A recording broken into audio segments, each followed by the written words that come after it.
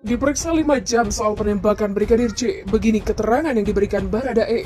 Sepanjang yang tadi kami periksa, Baradae menjelaskan banyak hal. Salah satunya adalah soal menembak. Beliau mengakui itu bagaimana, Pak? Mengakui penembakan. Pertanyaan kami sifatnya terbuka, penjelasannya yang kita harapkan ada deskriptif.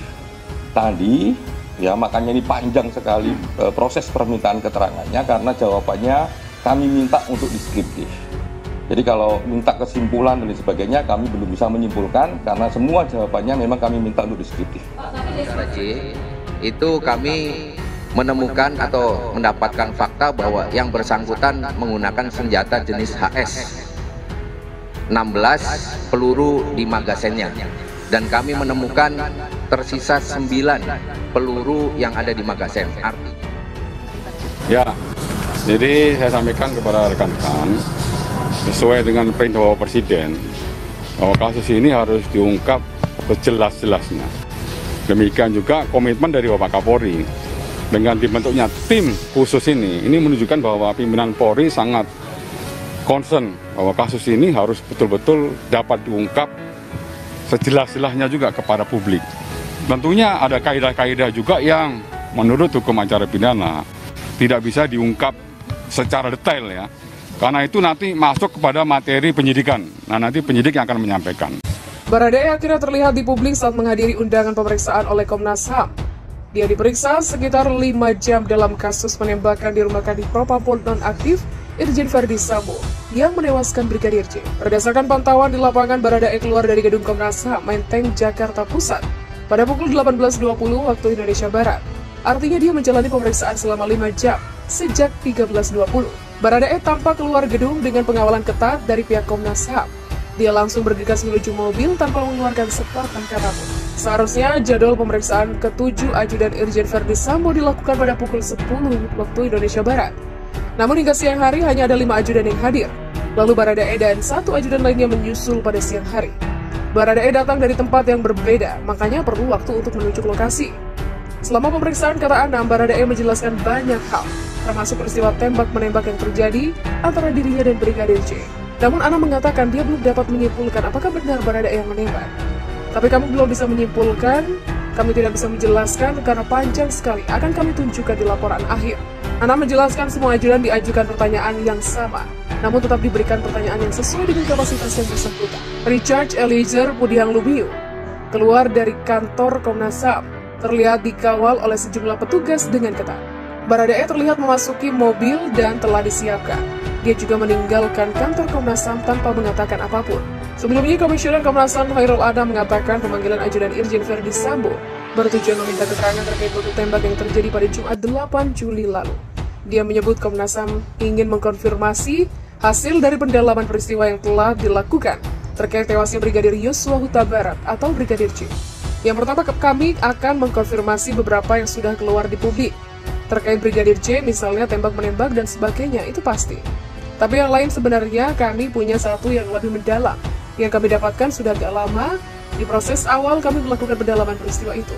Itu kami sudah punya satu peristiwa yang memang hanya bisa dikonfirmasi kepada ADC, bukan kepada yang lain. Apa itu ADC? Tunggu. Apa itu? Tunggu nanti setelah pemeriksaan. Begitulah kata Khairul Anam. Ia juga mengatakan ajudan Verdi Sambo merupakan pilar utama dalam penyelidikan tewasnya Brigadir Nofriansyah Yosua Huta Barat. Menurut Komnas HAM, keterangan para ajudan itu sangat penting.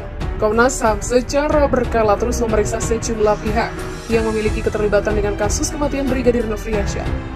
Mulai Senin 25 Juli hingga Selasa 26 Juli, Komnas HAM telah memeriksa dokter forensik Polri yang mengotopsi jenazah Brigadir Yosua hingga ajudan Kadif Propam nonaktif Irjen Verdi Sambo, termasuk Baradae. Pada Senin 25 Juli siang, Kepala RAS Polri Kramat Jati, Brigjen Haryanto, datang ke Komnas HAM. Dia datang sekitar pukul 12.28. Setengah jam berselang hadir Irwasum Polri, sekaligus Ketua Tim Sus tewasnya Brigadir Yosua, Komjen Pol Agung Budi. Agung datang bersama dengan Kadif Humas Polri, Irjen Pol Dedi Prasetyo.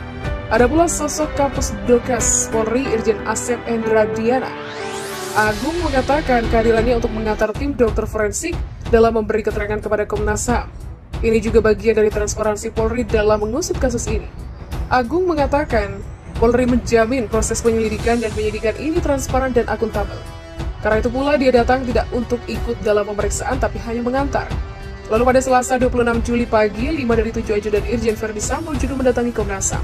Mereka mulai datang pada pukul 9.48 waktu Indonesia Barat. Kedatangan mereka rupanya dikawal oleh 2 orang dari Barreskrim Polri.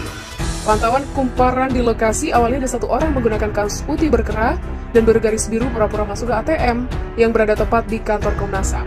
Setelah itu dia berusaha menembus awak media dengan berjalan cepat dan menunduk untuk menaiki tangga ke lantai 2 kantor Komnas HAM.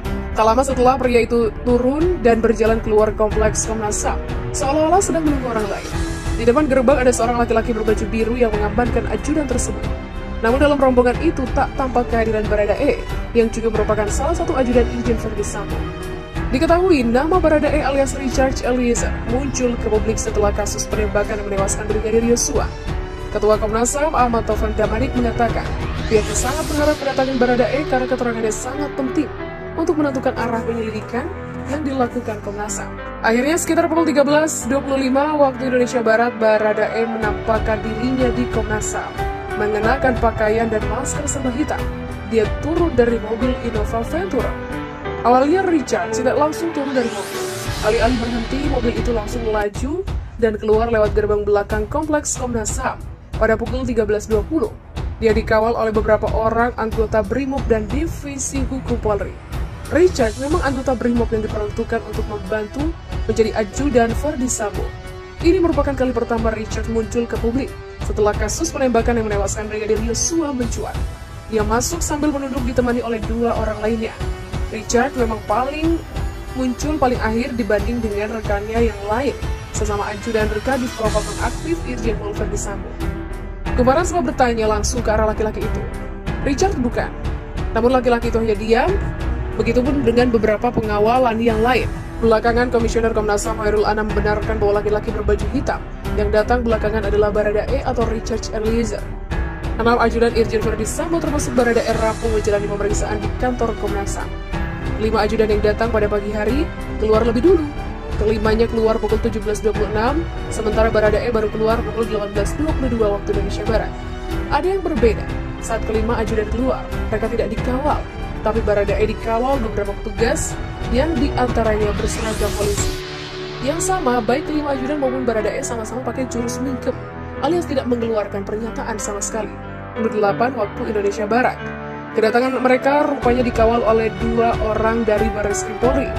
Pantauan kumparan di lokasi awalnya ada 1 orang menggunakan kaos putih berkerah dan bergaris biru pura-pura masuk ke ATM yang berada tepat di kantor Komnas HAM.